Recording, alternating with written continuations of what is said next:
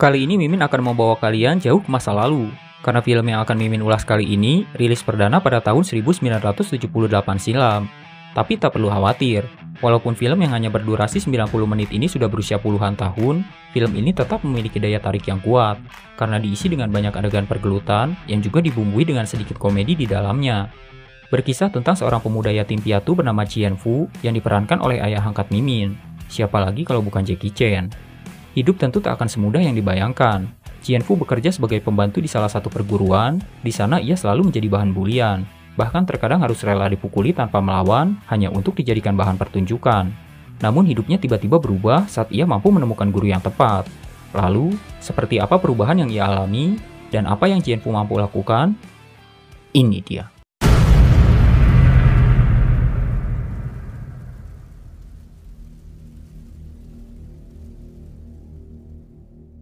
Film dibuka dengan memperlihatkan seorang pria tua bernama Pai Chang Tien, atau kita sebut saja si kakek yang sedang tidur siang di atas seutas tali. Tidur siangnya sempat terganggu oleh segerombolan nyamuk-nyamuk nakal, yang berhasil ia basmi dengan jurus cicak-cicak di dinding.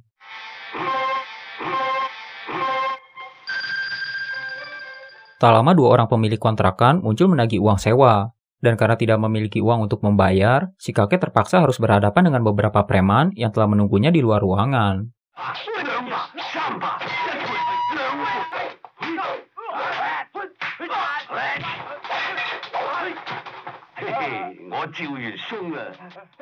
Scene kemudian berpindah pada dua orang guru besar yang berasal dari perguruan ular dan elang. Sang Kuan Yi Yuan, atau kita panggil saja Sang Wan yang berasal dari perguruan elang, telah membunuh 3.000 murid perguruan ular, dengan tujuan agar perguruan elang menjadi satu-satunya perguruan terhebat di muka bumi. Namun demi leluhurnya, si guru besar perguruan ular tak keberatan jika harus tewas, karena ada dua orang lagi yaitu si kakek dan Cao Cici yang masih mewarisi jurus ular. Dan kini keduanya sedang hidup dalam persembunyian.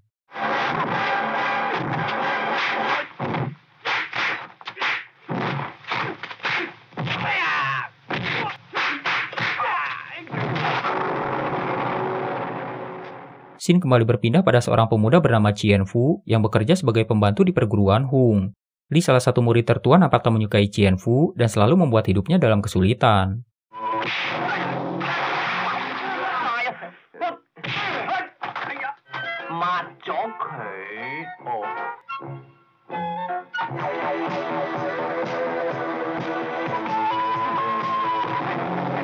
Lalu karena guru besar perguruan Hung sedang tak ada, Li dan seorang murid senior berniat pamer di hadapan murid-murid baru, dengan menunjukkan jurus-jurus tak jelas yang akhirnya malah menjadi bahan tertawaan semua orang.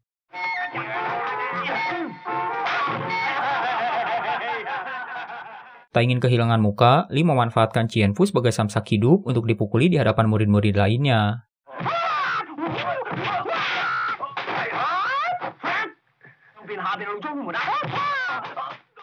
Si kakek yang sebelumnya berhasil melarikan diri, memutuskan beristirahat di teras perguruan Wei. Di dalam seorang hakim membawa putranya, kita sebut saja Koko, untuk belajar seni bela diri di perguruan tersebut. Koko yang tak percaya dengan janji-janji manis guru Wei, meminta salah satu murid senior untuk memecahkan batu bata dengan tangan kosong, sebagai bukti jika perguruan tersebut memang hebat. Awalnya Liang, si murid senior, berniat menghancurkan satu bata saja sebagai demo. Namun dengan polosnya, si Koko malah menambahkan 2 tumpukan bata lagi di atasnya.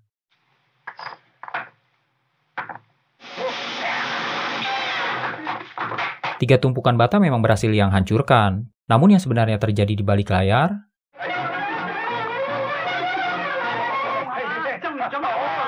awalnya Koko setuju untuk berlatih di tempat tersebut. Namun setelah melihat tangan Liang yang bengkak, Koko dan sang ayah memutuskan pergi untuk mencari perguruan lain.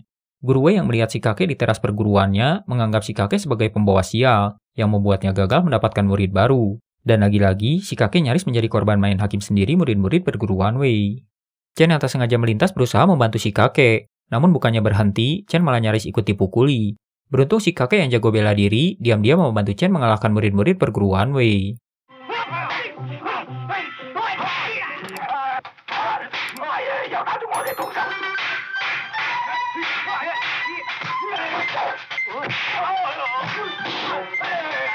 Perkelahian baru berhenti saat seorang pendeta datang melerai. Berkat bantuan si pendeta, Chen dan si kakek berhasil melarikan diri.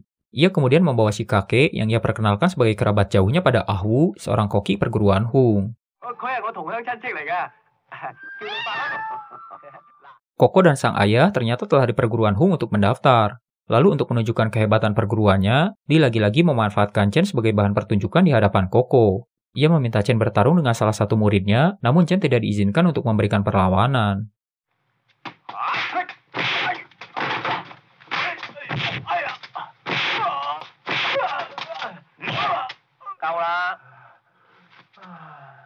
Melihat Chen yang diperlakukan tak adil, si kakek berusaha menghibur Chen dengan sebuah mangkuk.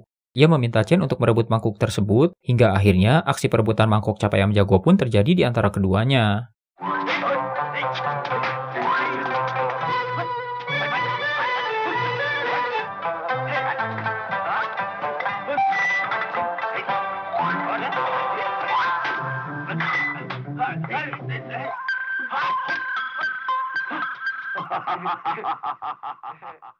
Pagi harinya, Chen mendapati jika si kakek telah diam-diam pergi. Si kakek hanya meninggalkan jejak-jejak langkah kaki yang tergambar dan sebuah pesan singkat pada dinding, yang berisi panduan cara melompat dan berguling yang baik dan benar. Chen sadar jika si kakek berniat mengajarkannya sesuatu. Lalu tanpa membuang waktu, Chen mulai berlatih sambil mengingat setiap gerakan yang sebelumnya dibuat oleh si kakek.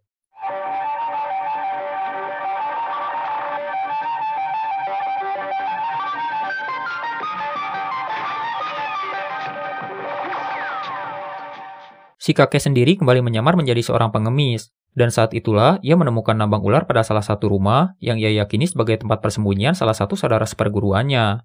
Menyadari ada sesuatu yang tak beres, si kakek berniat pergi. Namun tiba-tiba...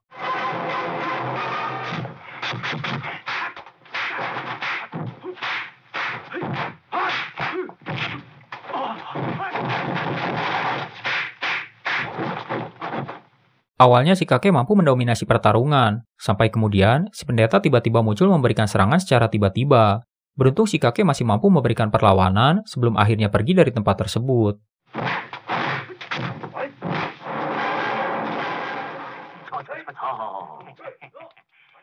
Kembali ke perguruan Hung, Guru Li kembali meminta Chen sebagai lawan bertarung untuk menyenangkan hati Koko dan sang ayah. Seperti biasa, Chen diminta untuk mengalah. Namun di luar dugaan, Chen malah memberikan perlawanan pada Koko.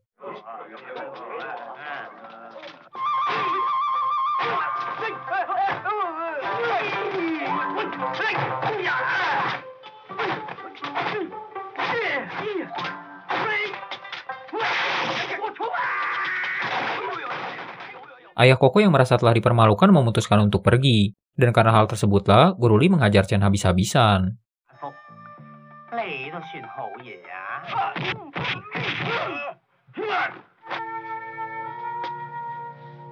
Chen yang berniat meluapkan amarahnya malah tak sengaja bertemu dengan si kakek yang terluka cukup parah. Dan karena si kakek menolak untuk dibawa kembali ke kota, Chen terpaksa membawanya ke sebuah rumah tua tak terpakai. Dan di sanalah Chen merawat si kakek pagi, siang, dan malam.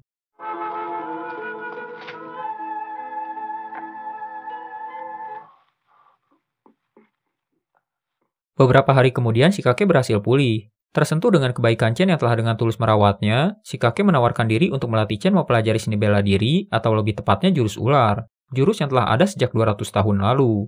Namun ada 3 syarat yang harus Chen penuhi. Yang pertama, tidak boleh memanggilnya guru. Yang kedua, tidak boleh menunjukkan kungfunya jika tidak terpaksa. Dan yang ketiga, tidak boleh membantu si kakek jika melihatnya sedang bertarung dengan seseorang. Singkat cerita, Chen pun setuju dan mulai menjalani pelatihan.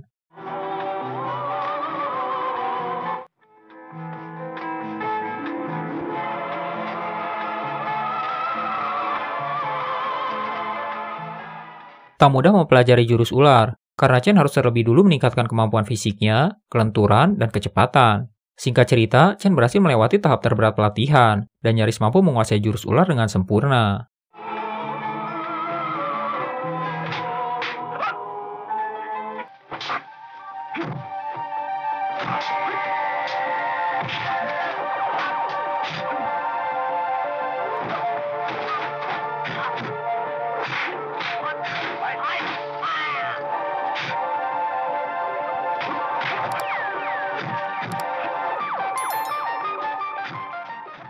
Shin kembali berpindah ke perguruan Hung. Li yang tak senang melihat Chen bersantai, berniat mempersulit pekerjaannya. Namun berkat pelatihan Shikake, Chen mampu mengantisipasi setiap gerakan konyol yang dilakukan oleh Li.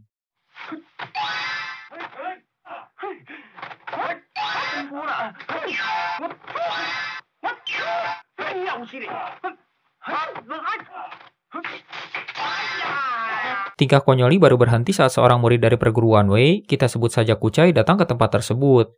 Kucai ini adalah seorang juara turnamen seni bela diri antar provinsi, dan maksud kedatangannya adalah untuk menantang murid perguruan Hung bertarung. Tak ingin membuang waktu, Kucai menantang Li dan seorang murid senior untuk bertarung sekaligus, hingga akhirnya terjadilah pertarungan 1 lawan 2.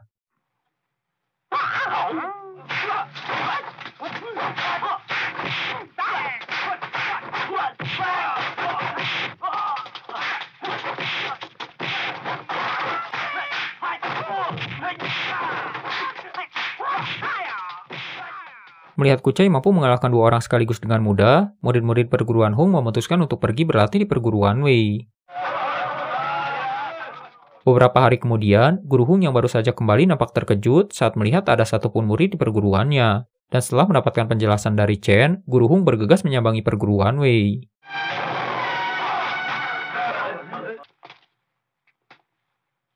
Tanpa basa-basi, guru Hung menantang guru Wei untuk bertarung. Namun dengan sukarela, dia mengajukan diri untuk menghadapi guru Hung.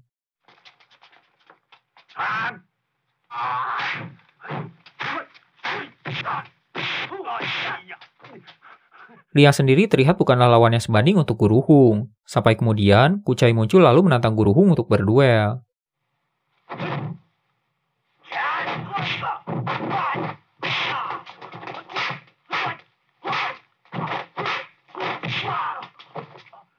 Guru Hung nyaris saja tewas di tangan Kucai, beruntung Chen menghentikannya tepat waktu. Chen awalnya enggan bertarung, namun karena terpaksa, Chen akhirnya menunjukkan jurus ular miliknya, yang tanpa ia sadari, Sang Wan diam-diam sedang menyaksikan pertarungan tersebut.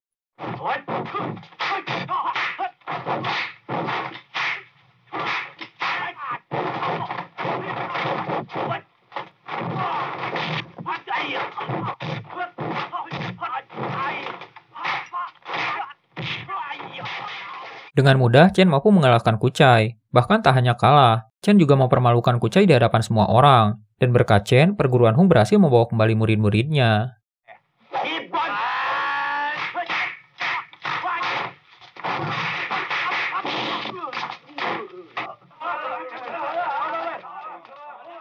Shikake ternyata menyadari kehadiran Sang Wan, lalu memutuskan pergi dari tempat tersebut, dan hanya meninggalkan sepucuk surat yang berisi salam perpisahan untuk Chen.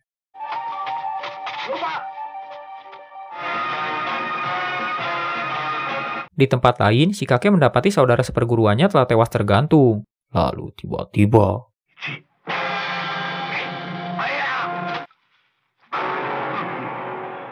orang yang menyerangnya ternyata adalah Suchin, adik dari Sang Wan. Beruntung Suchin tak sekuat Sang Wan, hingga akhirnya Shikake berhasil mengalahkannya dengan mudah.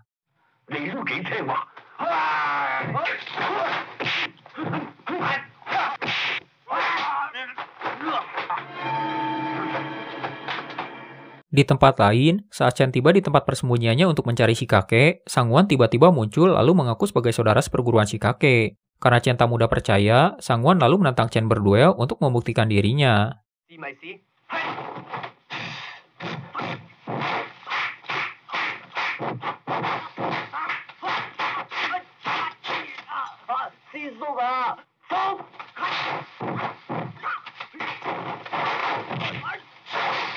Setelah berkali-kali dipukuli, Chen masih menolak untuk percaya, dan terus-menerus menyerang dengan jurus-jurusnya.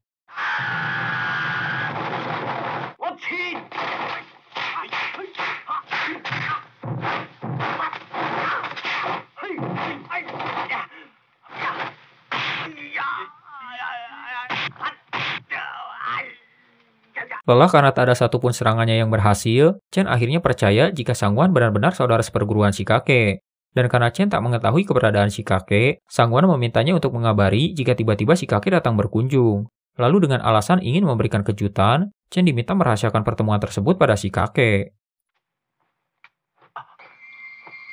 Saat kembali, Chen mendapati kitab jurus ular yang ditinggalkan Shikake telah hancur tercabik-cabik. Dan di saat yang sama, ia menyaksikan kucing kesayangannya sedang bertarung dengan seekor ular kobra.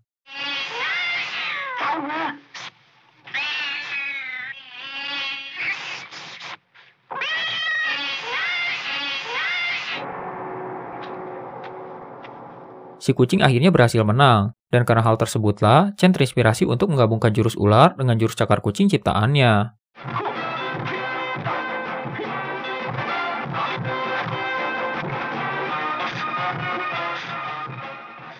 Beberapa hari kemudian, si kakek memutuskan kembali pada Chen. Lalu entah mengapa, Ahu si koki perguruan Tai berniat meracuni si kakek. Namun usaha tersebut gagal. Karena teh yang dibuatnya terlalu panas, Chen mengganti teh tersebut dengan teh dingin buatannya. Dan sesuai janjinya, Chen bergegas pergi menemui Sang Wan untuk mengabarkan keberadaan si kakek.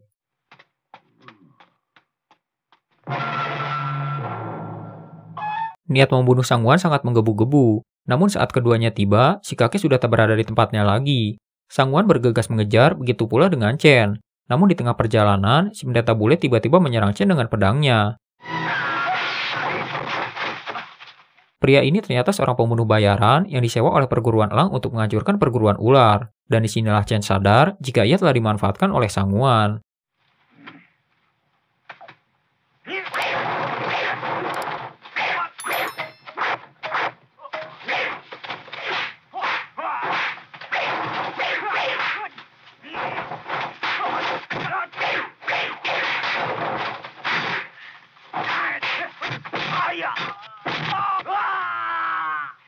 Setelah pertarungan yang cukup panjang, Chen akhirnya berhasil mengalahkan si pendeta palsu. Sementara di tempat lain, Sang Wan berhasil mengejar si kakek. Hingga akhirnya pertarungan antara keduanya pun tak bisa dihindari.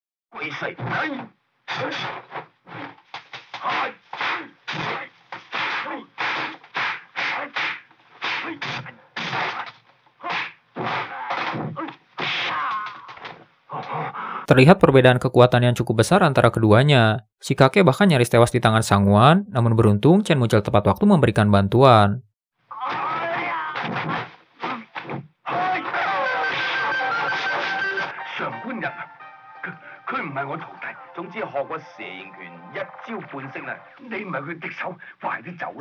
Setelah mengingat pertarungannya dengan Sang Wan, Chen sadar jurus ular bukanlah lawannya sebanding untuk jurus elang. Dan karena hal tersebutlah, Chen memadukan jurus ular dengan jurus cakar kucing ciptaannya untuk menghadapi Sang Wan.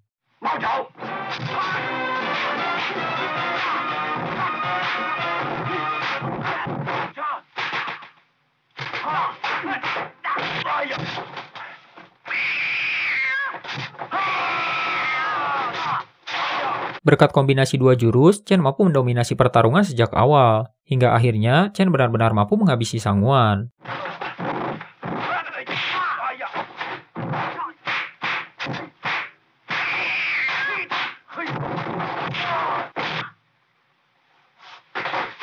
Di akhir film, Ahu muncul berniat menghabisi Chen namun berhasil digagalkan oleh si kakek. Keduanya lalu berpura-pura sakit perut, sementara Ahu yakin hal tersebut adalah efek racun yang ia berikan sebelumnya. Dengan percaya diri, Ahu mengaku sebagai murid perguruan elang dan memang ditugaskan menghabisi Chen dan si kakek. Namun tiba-tiba